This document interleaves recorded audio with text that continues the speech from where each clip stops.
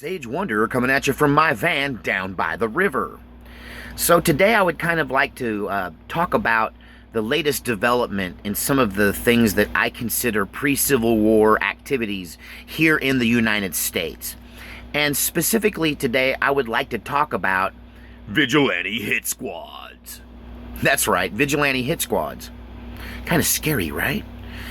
So I think one of the historically correct indicators for any kind of revolution or civil war is the rise of citizen mobs or lynch mobs or what you might call vigilante hit squads. And so is this happening in America? Is this something that could happen now? Is that the next step in what we're seeing develop?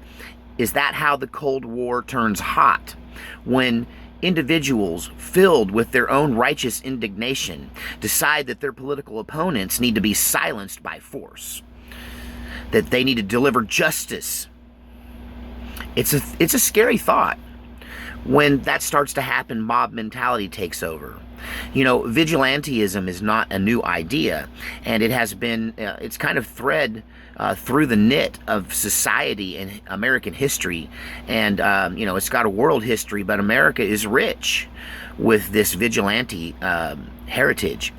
The Old West vigilante committees or citizen committees or community committees, these organizations served as judge, jury, and executioner. They dispensed justice in the Old West, but were also responsible for some of the worst atrocities ever committed, and it's what we call a lynch mob in retrospect. So is this going to happen again in America, and is it already happening in some way? Think about it this way. What is Antifa? Antifa is the PC police. They are a vigilante hit squad that goes out anywhere somebody is speaking that they don't agree with, and they label them Nazis, dehumanize them, attack them with pepper spray, with sticks and bats, and with bike locks, and they attack with ferociousness, and they even attack the police. So what's the difference between that and a lynch squad? Well, they didn't bring guns and they didn't string anybody up. There's a more gentlemanly version of this as well, and we're starting to hear this emerge from the right, and it concerns me a little bit. You know, as a centrist, I have to watch the left because they're the ones acting cuckoo right now. I think my thing's crooked. Let me straighten it up. But yeah, the left is the one acting cuckoo right now. But I expect, you know, it's a rule of the universe. Every action has an equal and opposite reaction.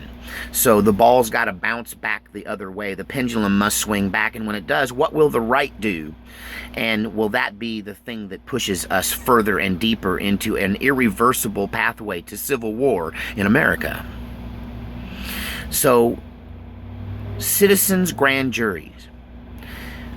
Freedom Watch is an organization that's making the circles right now, and I've seen them in several places, even I think Fox News.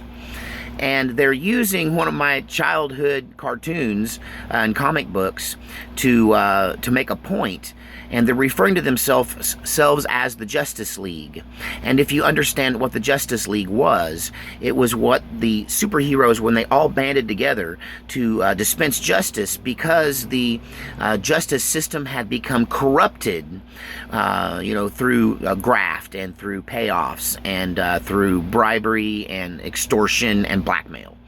And so they had to take things into their own hands and dispense justice themselves. And this is what Freedom Watch is calling themselves, and they're calling for citizens' grand juries. And there is a constitutional basis for citizen grand juries. The problem you run into is how do you dispense them? The justice portion. You can make the findings, you can call the witnesses, you can have the event, you can have the trial, you can depose people, you can do all of this under the Constitution. But how do you dispense the justice? You know, can citizen grand juries hang someone for treason, for instance? Now, this is clearly an indicator of pre-Civil War talking, thinking, and behavior. And I would like to warn against this now. We've got to try to fix the system. We have to ferret out all of the corruption and do surgery on our nation. If we decide to take matters into our own hands, the other side will answer.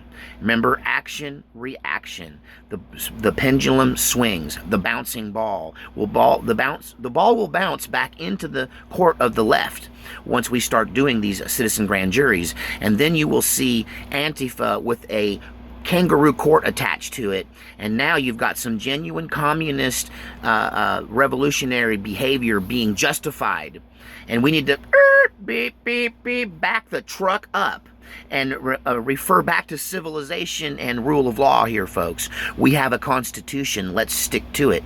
There is methods for dealing with this.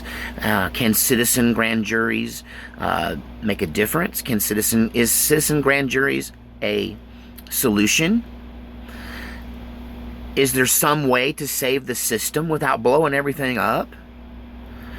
Because I see an escalation in this. I see if we hold these citizens' grand juries, then they're going to hold theirs.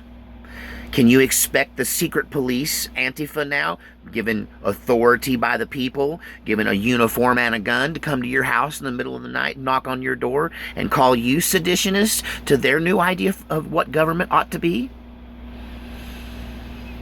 Careful what liberties you take. Careful what boundaries you push, what limits you stretch, because your enemies will stretch them even farther. Careful of the inch you take, it might justify the mile that they take. This is sage wisdom. Think about it. I'm afraid it's already too late. Can we expect vigilante hit squads plucking people out of bed in the night? Secret trials, hangings, public hangings?